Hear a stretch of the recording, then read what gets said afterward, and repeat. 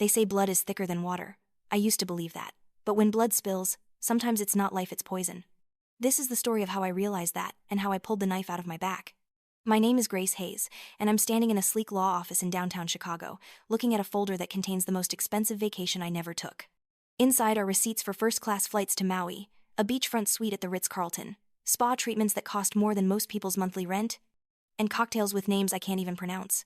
The total? $134,218.88. Every penny charged to my corporate credit card, every penny spent by my sister. Let me back up.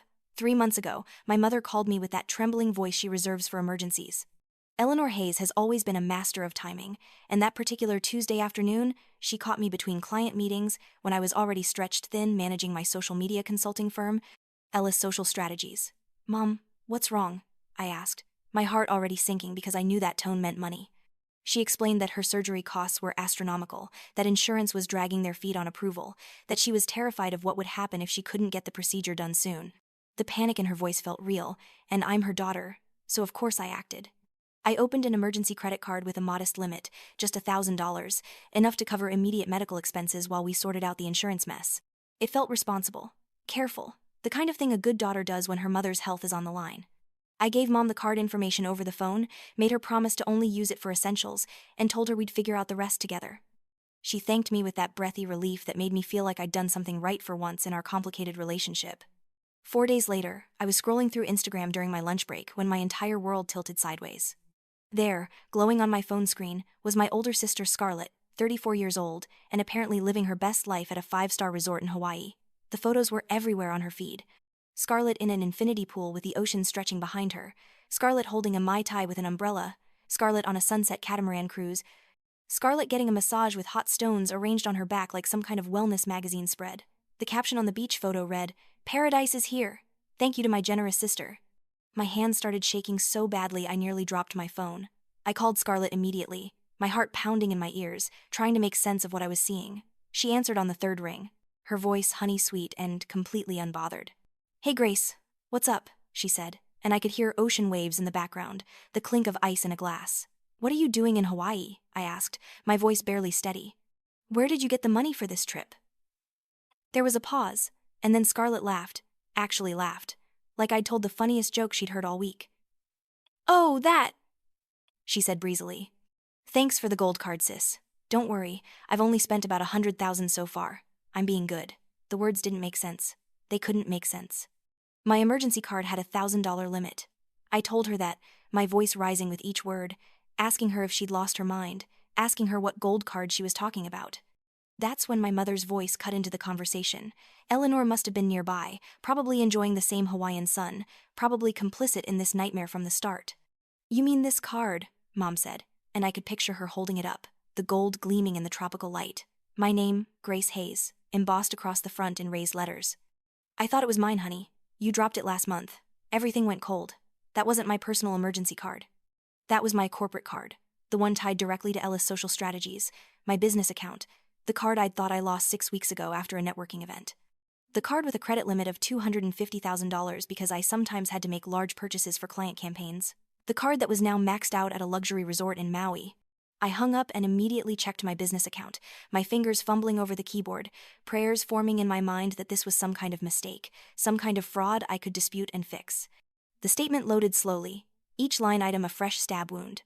Premium economy flights upgraded to first class, ocean view suite for 14 nights, daily spa packages, private tours, shopping sprees at designer boutiques, wine tastings, parasailing. Every single charge traced back to an Airbnb IP address in Maui. Every single charge authorized with my card, my name, my business reputation on the line. $134,218.88. I sat at my desk, staring at the screen until the numbers blurred. Then something shifted inside me, something that had been bending for years finally snapped into a different shape. I realized, with crystal clarity, that Scarlett hadn't made a mistake. She'd stolen a card she thought was my personal credit card and had spent without limit because she assumed I'd be too weak, too guilty, too desperate for family approval to do anything about it. She was wrong about which card she'd taken, but she was right about one thing. I had always been too weak before, not anymore. I called Marcus Thorne, the attorney who handled all my business contracts, a man with silver hair and eyes like a shark who'd seen everything twice and wasn't impressed either time. "Marcus," I said when he answered, trying to keep my voice level and professional. I need to ask you a question. If a family member steals a corporate credit card and racks up 6 figures in fraudulent charges, is that a civil matter or a criminal one? There was a brief silence, and then Marcus's voice came back smooth and interested. Both, he said simply. Do you want to pursue both? Yes, I told him, and the word felt like freedom. Marcus moved fast. Within an hour, he'd frozen the card, contacted the bank's fraud department, and started compiling every receipt, every transaction log, every geotagged purchase into a file he called the prosecution's dream. He explained the process to me in that calm, detached way lawyers have when they're about to destroy someone's life. Corporate fraud, especially when it crosses state lines and exceeds $50,000, gets federal attention. The bank's insurance would investigate. If they found evidence of intentional theft, which they absolutely would given the IP tracking and spending patterns, they'd pursue criminal charges to recoup their payout. Scarlett wouldn't just owe me money. She'd owe an insurance company with endless legal resources and zero family loyalty. I sent Scarlett a text message that evening, my hands steady now, my anger crystallized into something sharp and useful. Congratulations on your Hawaii trip. I hope the pina coladas were worth it. The fraud investigation team will be contacting you soon. She responded within seconds, 3 laughing emojis and a message that said, "You wouldn't dare. We're family." I screenshotted the message and forwarded it to Marcus. His response was immediate. Perfect. Thank you for documenting her state of mind. That night I barely slept, but it wasn't from guilt or second thoughts. It was from the adrenaline of finally doing something instead of absorbing the damage. The calls started the next morning. First Eleanor, her voice sharp and accusatory, all traces of maternal sweetness gone. "Grace, you need to drop this immediately," she said without preamble. "It's just a credit card. You're going to destroy your sister over a mistake." I stood in my kitchen holding the phone away from my ear, marveling at how quickly victim and villain had been reassigned in her mind. "It's not a mistake, Mom," I said quietly. "It's theft, corporate theft, and soon it's going to be a federal case." Eleanor made a sound of disgust. "Your sister made one error in judgment," she hissed. "One. And you're going to drag her through court like some kind of criminal. Do you even hear yourself?" I heard myself perfectly. "One error in judgment doesn't cost $100,000, I told her. One error in judgment doesn't involve booking a 2-week vacation.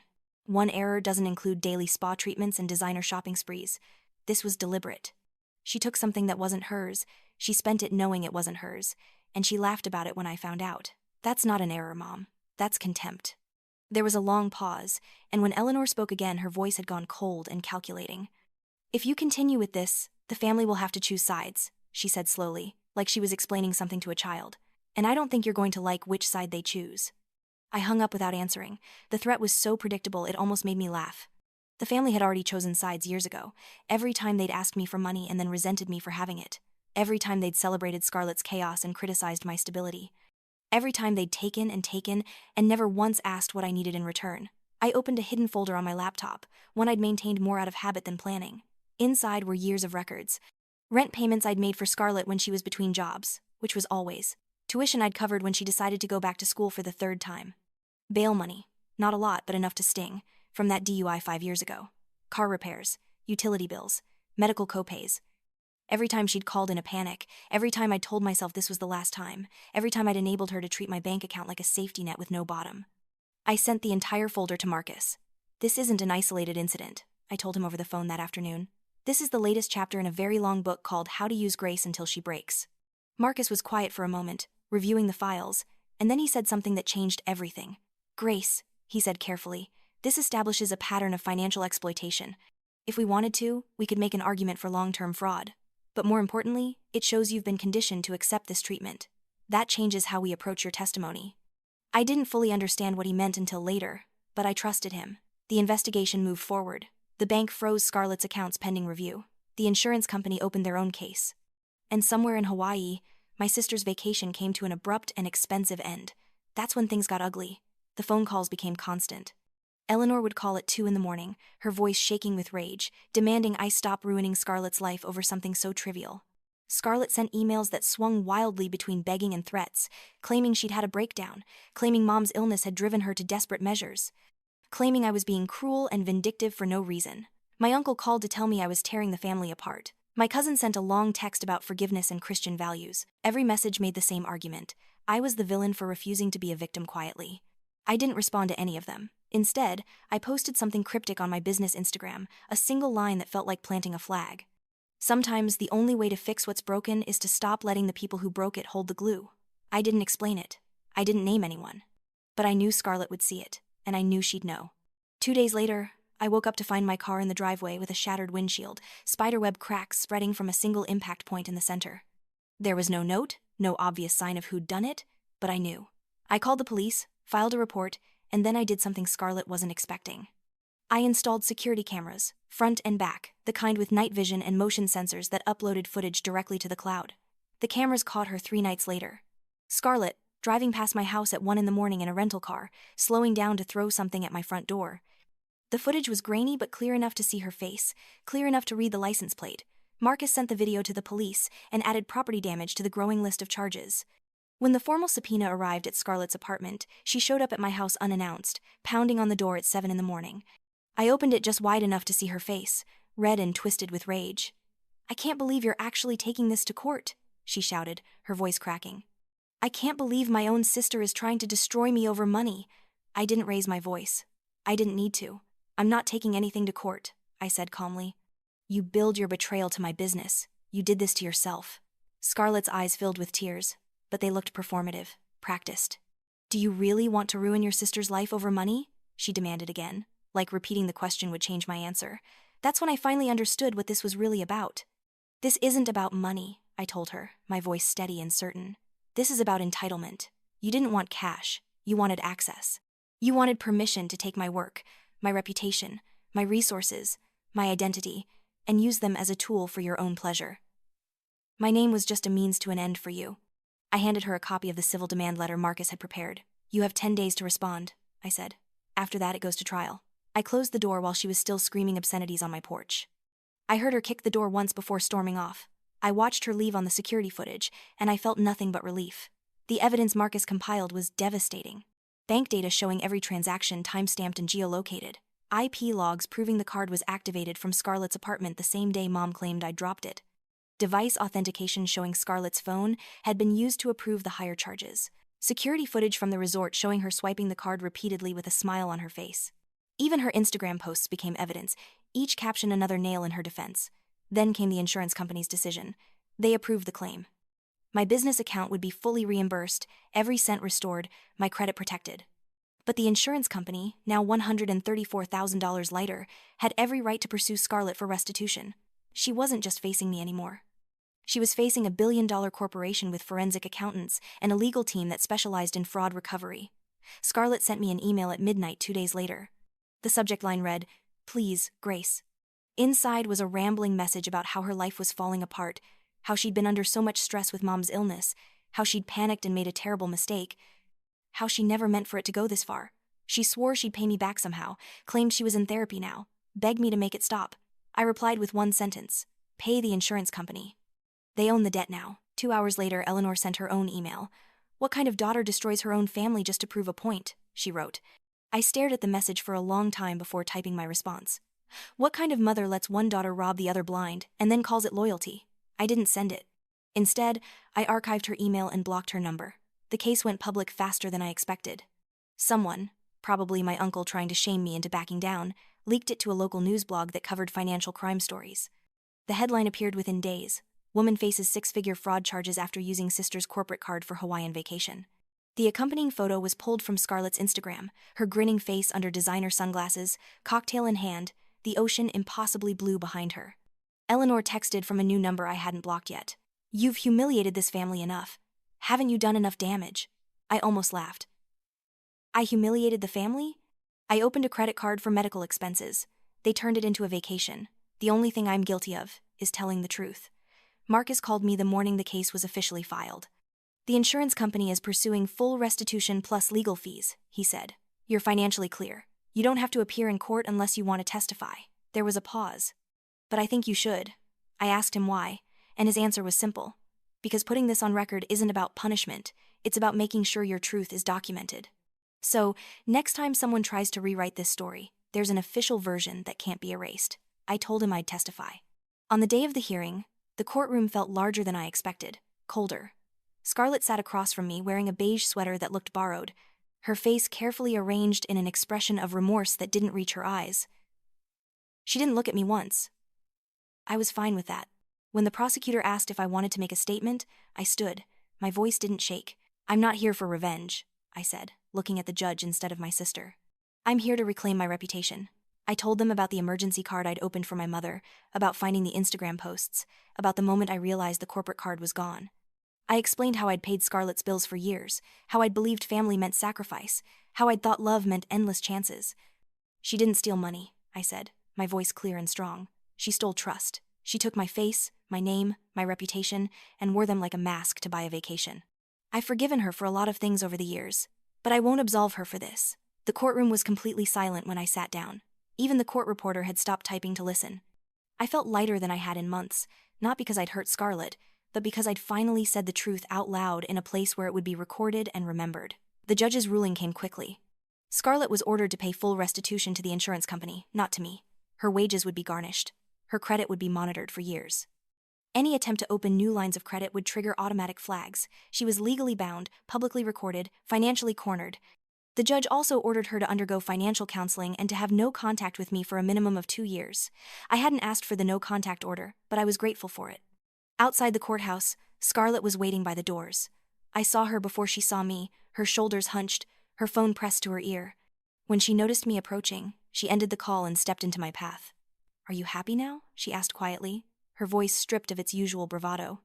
I stopped walking and looked at her, really looked at her, maybe for the first time in years. I didn't see my sister anymore.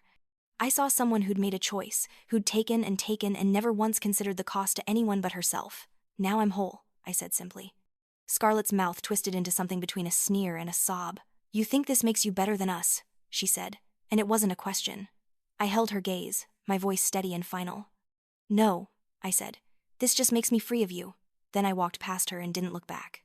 My car was parked 2 blocks away, and I walked there slowly, feeling the autumn air on my face, feeling the weight I'd carried for so long finally lifting. I didn't cry. I didn't feel triumphant. I felt clean. That night I closed every tab on my laptop: fraud reports, bank statements, insurance claims, legal documents. I clicked save and then archive on all of them, storing the evidence but removing it from my daily view. Then I opened a new document and titled it Boundaries, Non-Negotiable. I blocked Scarlett's number, blocked Eleanor's number, blocked every family member who'd called to tell me I was wrong for protecting myself. It wasn't done in anger. It was done out of necessity. I hired a financial advisor to help me restructure my business accounts, set up new protocols, add alerts for even the smallest unusual charges. I changed all my passwords, updated my security questions, made sure no one could access my accounts without going through multiple layers of verification. One afternoon, I passed a jewelry store downtown and stopped at the window display. Inside the case was a simple gold bangle, delicate and understated, exactly my style. Mine? I thought. Not the bracelet Scarlett had borrowed 3 years ago and never returned. This one I bought with my own card, my own money, my own name on the receipt. When I slid the bracelet onto my wrist, I remembered something my grandmother used to say: "The people who love you shouldn't make you prove it." I'd always thought that meant I had to earn love through sacrifice. I understood now. Love isn't tested by sacrifice. It's revealed when no sacrifice is required. I went home to find my porch empty, no broken glass, no eggshells real or emotional, just space and peace, and a version of myself I hadn't seen in years. Whole, unrepentant, and finally free from the belief that forgiveness meant reunion. It doesn't. Sometimes forgiveness means closing the account, not canceling the debt, but choosing never to let it drain you again. Months passed. The insurance company eventually settled with Scarlett for a fraction of what she owed, contingent on a payment plan she'd be following for the next decade. I heard about it through Marcus, who still checked in occasionally to make sure I was protected. I didn't feel vindicated by her struggles. I didn't feel anything except distant and safe. My business grew.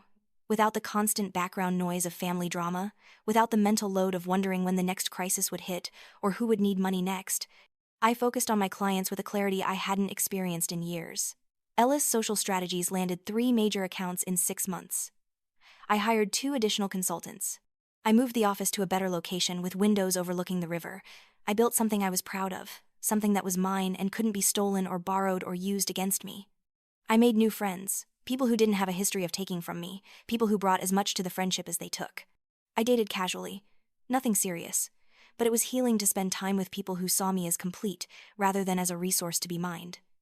I started therapy, something I should have done years ago. and learned to recognize the patterns I'd been repeating, the ways I'd confused self-sacrifice with love. My therapist asked me once if I regretted how things ended with my family. I thought about it carefully before answering. I regret that it was necessary, I told her. But I don't regret doing it. She nodded like that was exactly the right answer.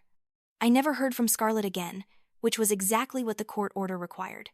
I heard through distant relatives that she'd moved to another state, that she was working retail and living in a small apartment, that she told people I'd ruined her life over a misunderstanding. I didn't correct the story. It wasn't my job anymore to manage her narrative. Eleanor sent one final message, months after the case closed, from yet another new number. It arrived as a voicemail in the middle of the afternoon while I was in a client meeting. "Grace," she said, her voice tired and old in a way I'd never heard before. "I don't understand why you had to go this far. We're still your family." I saved the voicemail but never responded. Understanding wasn't something I owed her anymore. On the 1-year anniversary of that first phone call when Mom asked for help with medical bills, I took myself out to dinner, not to celebrate what I'd lost, but to acknowledge what I'd gained. Boundaries, self-respect, the knowledge that I could survive being the villain in someone else's story as long as I was the hero in my own. I ordered wine I actually liked instead of pretending to enjoy whatever was cheapest. I wore the gold bangle I'd bought myself. I sat alone at a table by the window and felt completely, genuinely content. My phone was on silent in my purse. No one was calling to ask for money or favors or bail or rescue. The silence was luxurious. When the server brought the check, I paid with my personal credit card, the one that had only my name on it, the one no one else could access. I left a generous tip because I could, because I wanted to, because it was my choice. Then I walked home through the city streets, feeling lighter than I'd felt in a decade. My apartment was exactly as I'd left it that morning, tidy and quiet and completely my own. No one had a key, no one could show up unannounced. I made tea and sat on my couch with a book I'd been meaning to read for months, and I finally had the mental space to focus on it. The next morning, I woke up without anxiety for the first time in years. There were no crisis calls waiting, no emergencies to solve, no family members who needed rescuing from problems of their own making. I went to work, came home, made dinner, called a friend. It was beautifully, wonderfully ordinary. I thought about Scarlett sometimes, but not with anger or guilt. I thought about her the way you think about a storm you survived, something that was destructive and painful but ultimately showed you what you were capable of weathering. I hoped she was learning something from the consequences of her choices, but I wasn't invested in her transformation anymore.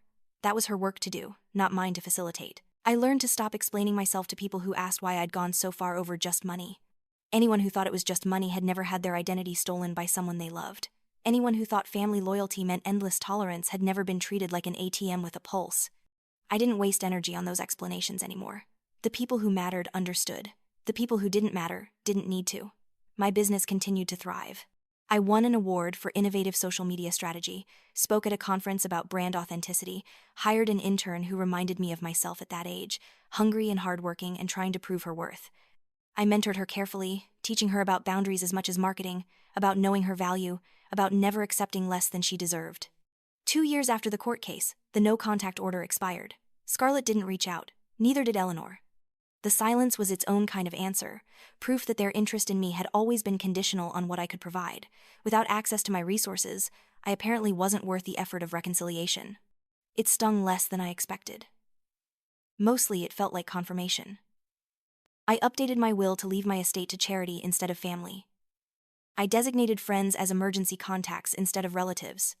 I built a chosen family from people who celebrated my successes instead of resenting them, who borrowed things and returned them, who paid their own debts and expected me to pay mine. It was a completely different kind of life, and I loved it. On quiet evenings, I sometimes looked back at the timeline of events that led me here. The phone call from Mom, the Instagram posts from Hawaii. The moment I realized the card was missing. The decision to call Marcus instead of absorbing the loss. Every choice I'd made after that moment of clarity, every boundary I'd set, every relationship I'd ended, they'd all been necessary. They'd all been right. I wasn't the same person who'd opened that emergency credit card 3 years ago, hoping to be the good daughter who fixed everything. That version of me had believed love meant sacrifice, that family meant unconditional tolerance, that my worth was measured by my usefulness. I knew better now. I knew I deserved more. The gold bangle stayed on my wrist, a daily reminder of the moment I chose myself. Sometimes people asked about it, and I'd smile and say it was a gift. I didn't specify that I'd given it to myself. That felt like the most important part, the part worth keeping private. I built a life I was proud of, brick by brick, boundary by boundary. A life where my phone rang with opportunities instead of emergencies. A life where I could be generous because I wanted to, not because I felt obligated or manipulated. A life where no meant no, where my time was valuable, where my peace was non-negotiable. Grace Hayes, I'd say when introducing myself at networking events or new social situations. Just Grace Hayes. No elaboration about family or history or the complex knot of relationships I'd cut myself free from. Just my name, clean and whole, belonging only to me. And when I came home each night to my quiet apartment with its locked door and security cameras and carefully guarded space, I felt something I'd never quite felt before in my life. Safe. Not from the world, but from the people who were supposed to protect me and had chosen to prey on me instead. That was the real revenge, I realized. Not the court case or the restitution or the public record of what they'd done. The real revenge was thriving without them. The real revenge was discovering that I didn't need family who treated me like a resource to be exploited. The real revenge was building a life so fulfilling that their absence felt like relief instead of loss. I kept the legal documents in a file labeled Closed Matters, stored in a cabinet I rarely opened. The evidence existed if I ever needed it, but I didn't dwell on it. I didn't tell the story at parties or use it for sympathy. It was simply a chapter that had ended, a bridge I'd burned deliberately and without regret, a door I'd closed and locked and walked away from. Sometimes, late at night when I couldn't sleep, I wondered what would have happened if I'd absorbed the loss like I'd absorbed everything else over the years. If I'd paid the $134,000 myself, quietly, preserving the peace, protecting the family reputation, I'd probably still be fielding crisis calls. Still be opening my wallet every time someone claimed emergency, still be wondering why I felt so empty despite giving so much. Instead, I chose differently. I chose documentation over denial. I chose legal action over family loyalty. I chose my own peace over their comfort. And in doing so, I discovered something crucial. I was stronger than I'd ever believed possible. Strong enough to stand alone. Strong enough to be called cold and vindictive and cruel. Strong enough to know those words said more about them than me. The story got easier to carry as time passed. The weight of it shifted from shame to empowerment, from regret to relief. I didn't need Eleanor to understand why I'd done it. I didn't need Scarlett to apologize or acknowledge the harm she'd caused. I didn't need the extended family who'd called me heartless to recognize my side. I only needed myself to know the truth. And I did. Grace Hayes, 32 years old, business owner, survivor, free. That was my story. Not the one they told, where I was the villain who destroyed family over money, but the true one, where I was the woman who finally stopped letting family destroy her.